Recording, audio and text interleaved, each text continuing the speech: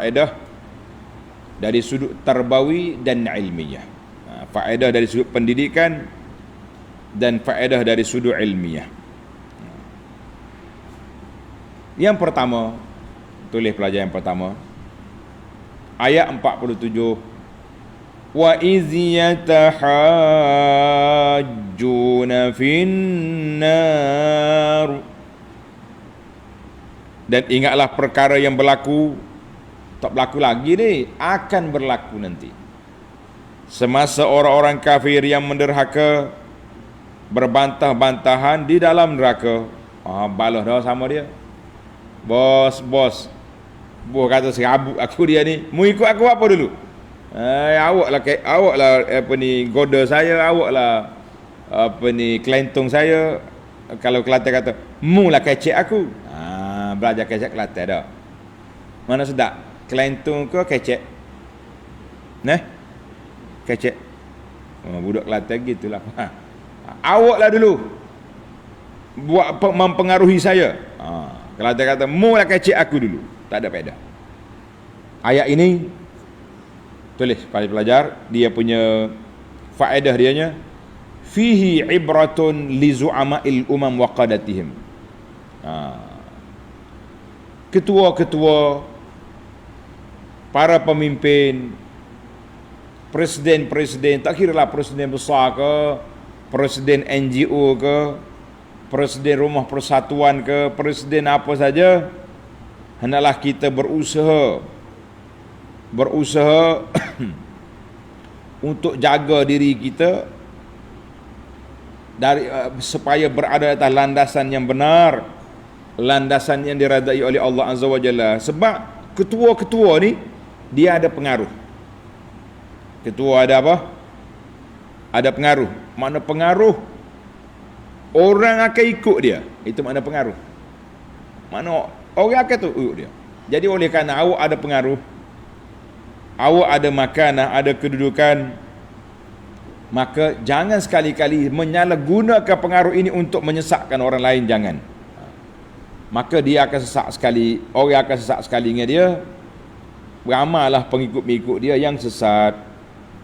Jadi bila ketua yang menyesatkan orang, itu dia panggil dosa bersebab. Dalam ayat yang Allah Ta'ala sebut, wala taziru waziratun wizra ukhra, dosa orang lain tidak ditanggung oleh orang lain, benar, tetapi dosa peribadi yang tak ada kaitan dengan orang. Tapi kalau dosa yang berkait, seperti ketua yang menganjurkan benda-benda yang tidak baik, maka dosa dia akan diikuti, dia akan menanggung dosa-dosa pengikut dia. Sebagaimana dalam surah Al-Ankabut, tanda surah Al-Ankabut ayat 13, wala yahmilunna asqalahum wa asqalam ma'a asqalihim, mereka akan menanggung kesalahan-kesalahan pengikut-pengikut sekali dengan dosa dia sendiri. Besar tu berat pelajar bukan senang. Orang yang pengaruhi orang, dia akan menanggung dosa orang-orang yang dipengaruhinya itu. Itu satu, masih lagi dalam ayat yang sama. Isu yang kedua dalam ayat ini, bayanu anna man ata'a makhluqan, sesiapa dia taat kepada makhluk dalam melakukan maksiat terhadap Allah Azza wa Jalla, maka nasib dia, bahagian dia, dapatlah seksaan itu. Siapa dia taat kepada makhluk untuk melakukan maksiat kepada Allah Azza wa Jalla, dia ikut dengan cara sangkaan, dia ikut dengan nafsu dia, ikut apa saja, maka dia juga termasuk di kalangan orang-orang yang binasa. Karena itu dalam kaedah menyebut la ta'ata li makhluqin fi ma'siyatil khaliq. Tidak boleh kita taat pada makhluk untuk melakukan maksiat kepada Allah. Jangan. Kalau ada makhluk-makhluk, apa saja makhluk tak kira. Makhluk ni penguasa, makhluk ni ahli-ahli korporat contohnya, apa saja pun. Bahkan kalau bapa, ayah sendiri suruh anak dia tak tutup aurat, Tak wajib anak tu taat kepada ayah. Suami kata kepada isteri, tak payahlah awak tutup aurat ni, leceh lah. Kita zaman-zaman open, zaman terbuka sekarang. Pakai, saya tak suka tengok awak tudung. Wajib awak tudung. Derhaka kepada suami lebih baik daripada derhaka kepada Allah. Ingat, tulis itu. Derhaka kepada suami lebih baik daripada derhaka kepada Allah. Suami itu berdosa, tapi tak wajib isteri taat pada suami yang suruh derhaka kepada Allah. Tidak wajib anak-anak taat pada bapa kalau bapa suruh derhaka kepada Allah lah. Tapi masalahnya bapa tak suruh derhaka, yang derhaka tak awak. Allahul musta'an. Jadi jangan sekali-kali apa dia taat kepada makhluk dalam melakukan maksiat terhadap Allah Azza wa Jalla. Yang ketiga dalam ayat yang sama, dosa pengikut dengan dosa orang yang ikut sama dengan neraka belaka. Jangan kata saya tak bersalah, saya ikut je. Awak nak ikut tu pilih dulu siapa yang kita nak ikut. Siapa nak ikut? Awak nak ikut siapa? Ikut penagih dada, ikut pengedar dada, jawabnya penjara sekali lah you. Dalam agama kita mengikut orang-orang yang menyeleweng daripada sunnah Nabi sallallahu alaihi wasallam, menyeleweng daripada ajaran Al-Quran. Tak payah ikut. Kalau ikut awak sesat sekali dengan dia. Itulah sepatutnya kita orang beriman kena ada kefahaman yang jelas. Perbuatan ini ikut sunnah Nabi ke tidak, amalan ini diredai oleh Allah berdasarkan kepada huraian para ulama yang benar. Kalau tidak, pengikut ajaran sesat sekali sesat dengan toke-toke dia. Baik, sekarang ini kita berpindah pula kepada faedah yang kedua. Faedah yang kedua, ayat 48. Qala alladhina istakbaru inna kullun fiha. Ketua dia kata, hei, cakap apa awak ni? Semua kita duduk neraka sekali ni. Lain kalau aku duduk atas, mu duduk bawah, minta tolong, okey. Ni aku dalam ni juga minta tolong apa awak ni? Ketua dia pun stres juga main lagu ni. Kan? Jadi ayat ini kata ulama tadabbur, kata ba'da qaulihi ta'ala, ayat ini datang setelah Allah Ta'ala cerita tentang keluarga Fir'aun masuk ke dalam neraka. Adkhilu ala Fir'aun asyaddal azab. Dalam ayat 46 tu, masuklah keluarga Fir'aun tu dalam azab yang cukup dahsyat. Ayat ini hujjatun. Tulis pelajar. Ayat ini menjadi hujjah, menjadi hujjah keluarga Fir'aun diazab di alam barzakh. Di alam barzakh,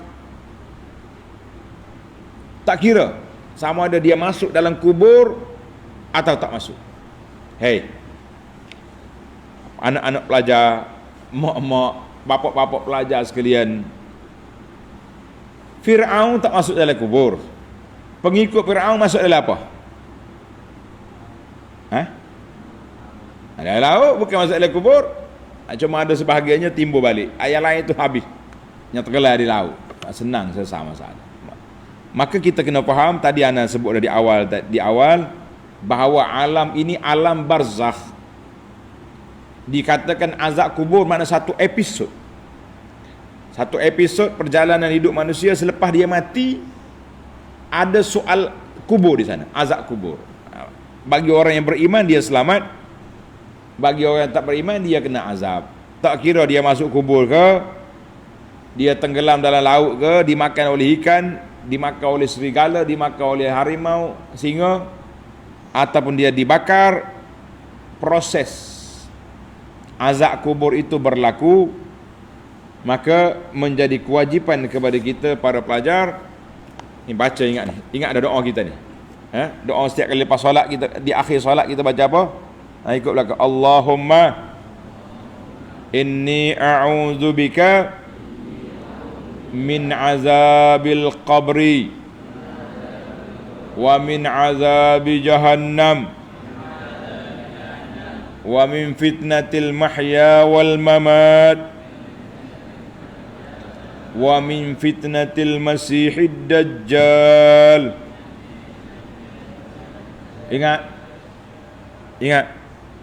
Baca ke tak baca? Alhamdulillah. Kena baca. Jangan tak baca, jangan dimalas. Jadi ini dia panggil zikir kita ni sangat penting. Doa ni. Yang tua, yang muda, hafal belaka doa. Akhir solat, sebelum salam, baca. Minta perlindungan dengan 4 perkara ni. Jangan tak minta. Yang tak minta kena minta, yang dah minta teruskan meminta perlindungan. Sebab takut sangat kita ni dalam azab kubur. Duduk seorang-seorang. Walaupun kita kata ada orang ni dia tanah kubur ayah dia, dalam tanah dia belakang rumah. Tapi tak ada faedah dah kita. Taklah kata malam-malam mari kita gali kat kubur ayah, kita tidur sekali dengan dia. Ada. Sianya kau mula ayah ni. Dia tidur seorang dalam kubur. Mari kita pergi korek. Kali-kali tidur itu. Boleh? Tak ada faedah. Dia duduk alam lain, nama dia alam barzakh. Bukan alam kita. Maka ini yang kita takut. Takut kepada azab Allah Azza wa Jalla. Jangan main-main. Jadi Fir'aun dengan geng-geng dia dan termasuk orang lain pun yang telah derhaka kepada Allah Ta'ala, yang berhak untuk diazab, maka azablah mereka. Na'udzubillah. Allahul Musta'an. Kita minta pertolongan dengan Allah Azza wa Jalla.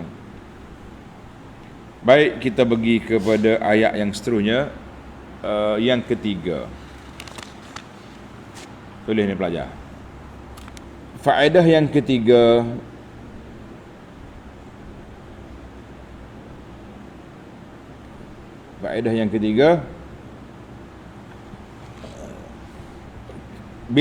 bila pengikut mari minta dengan bos, supaya tolong, bos kata apa? Innallaha qad hakama bainal ibad. Sesungguhnya Allah telah menetapkan hukuman di antara sekalian hamba-hambanya. Macam mana kita kata hamba dia derhaka? Timbul soalan, macam mana kita kata hamba Allah sedangkan dia derhaka? Wajar tulis. Maksud hamba di sini al-ibadatul ammah. Hamba secara umumnya iaitulah al-ibadah al-kauniyah. Semua makhluk atas dunia ni makhluk Allah. Manusia dan jin semuanya hamba Allah. Maka di sinilah para ulama mengatakan al-ibadatu naw'an. Hamba Allah Ta'ala tu ada 2 kategori. Hamba Allah Ta'ala ada berapa? 2 kategori. Naw'ul awal ubudiyatun 'ammah.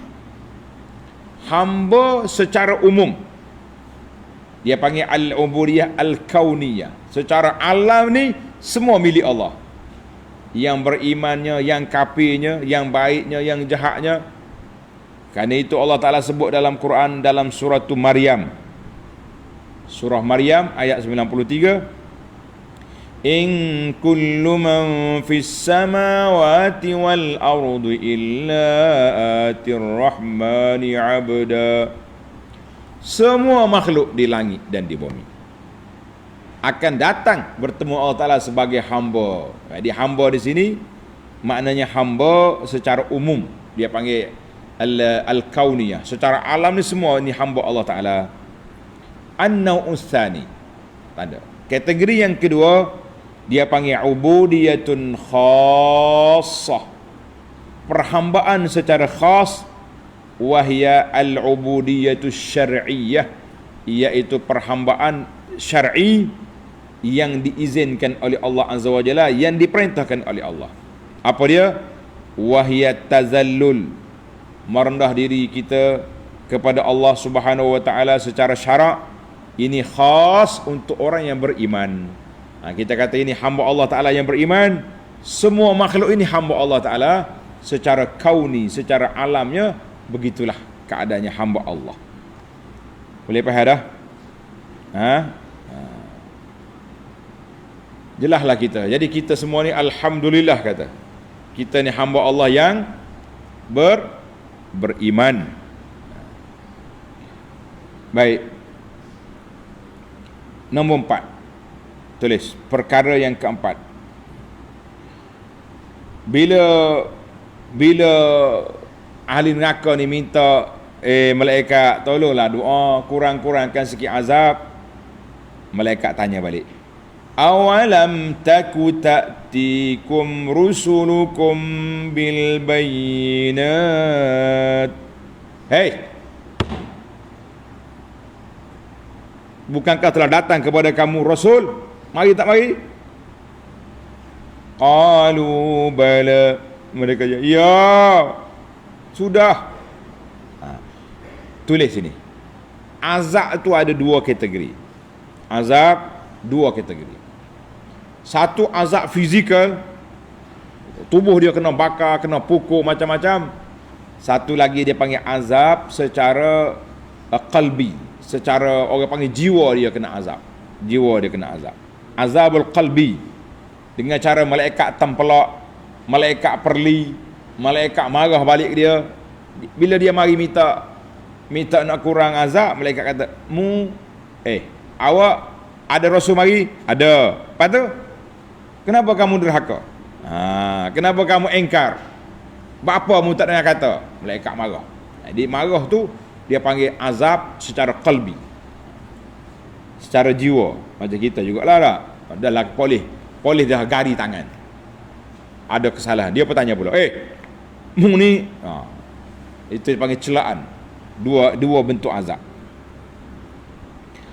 Jadi Allah Ta'ala cerita dalam surah Al-Mulk, tulis surah Al-Mulk ayat 10, lau kunna nasma'u aw na'qilu ma kunna fi ashabis sa'ir.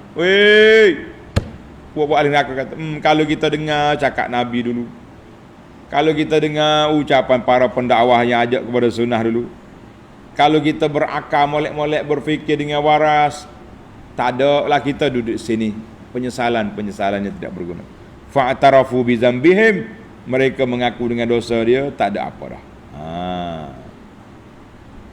Yang kedua adalah ayat ini menunjukkan bahawa Allah SWT tidak azab mana-mana kaum kecuali setelah datang pada mereka rasul. Wa ma kunna mu'azzibina hatta nab'atha rasula. Surah Al-Isra ayat 15. Allah Ta'ala tidak azab mana-mana kaum kecuali datangnya rasul. Kita hari ini rasul sudah datang, walaupun Nabi wafat, tapi kitab dia, Quran dia, sunnah dia masih ada. Kita yang menyampaikanlah, para pendakwah ini telah menyampaikan. Yang terakhir, bunyi yang terakhir tu celek mata tak? Celek lah. Yang terakhir, tengok nak habis dah ni.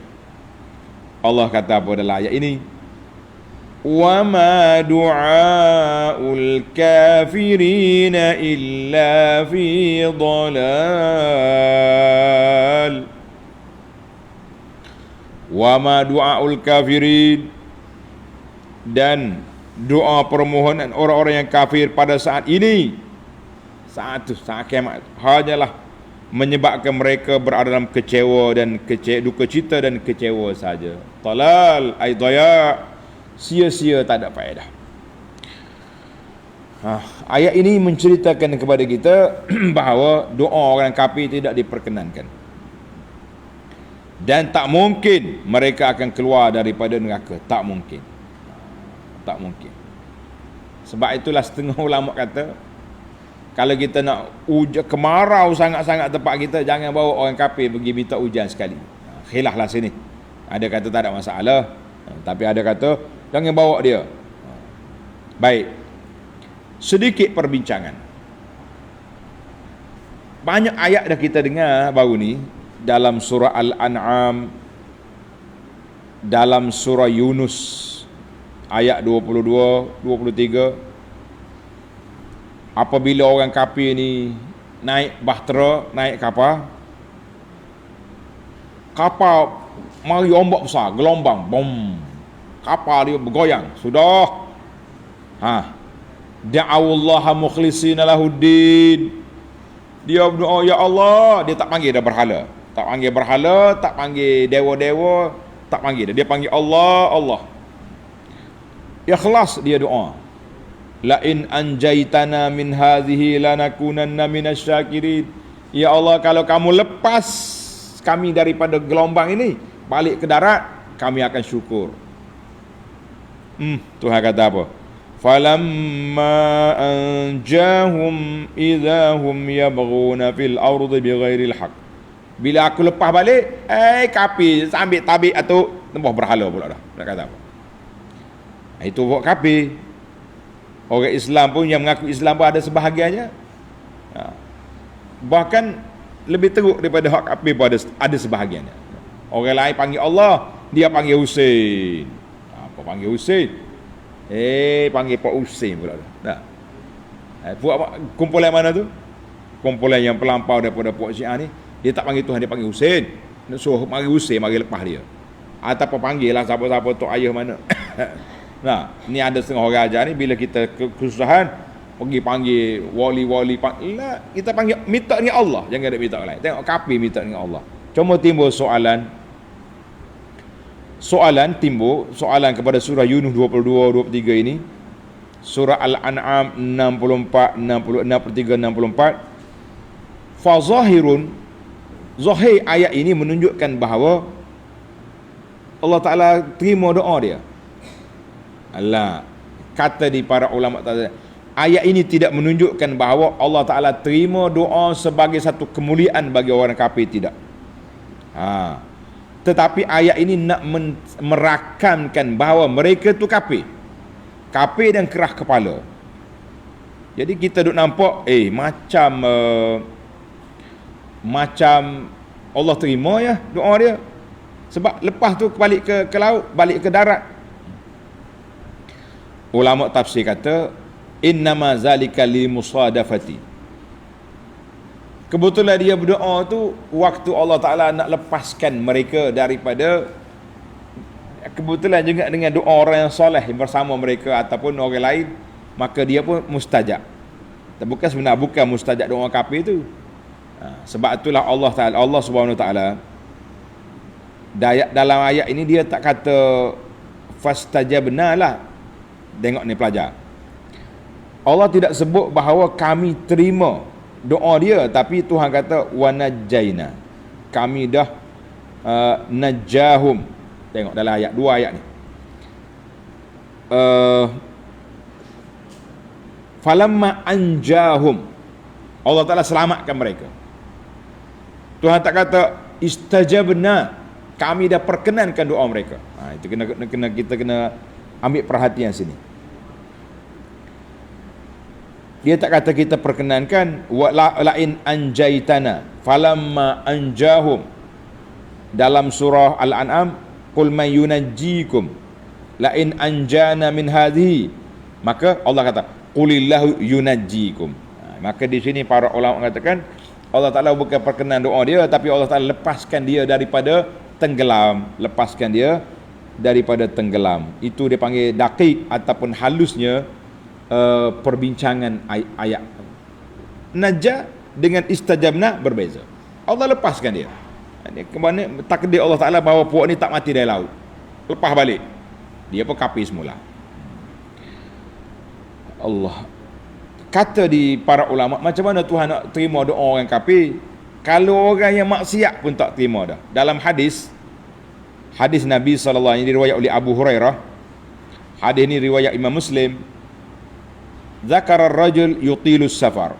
Orang seorang ni pengembara jauh dia, rambut dia berdebu-debu habis. Duk doa, ya Rabbi, mat'amuhu haram, makannya dia haram. Mashrabuhu haram, minumnya dia benda haram. Ghuziya bil haram, diberi makan benda haram. Fa anna yustajabu lizalik, macam mana Allah nak perkenankan doa orang makan benda haram. Jadi hadis ini sahih. Walihadza lam yaqulillahu, Allah Ta'ala tak kata falamma stajaba, Allah Ta'ala perkenankan, tapi wa inna ma qala falamma najjahum, bila Allah Ta'ala lepaskan dia daripada kesusahan, dia kafir balik. Ini dipanggil al-farqu daqiq.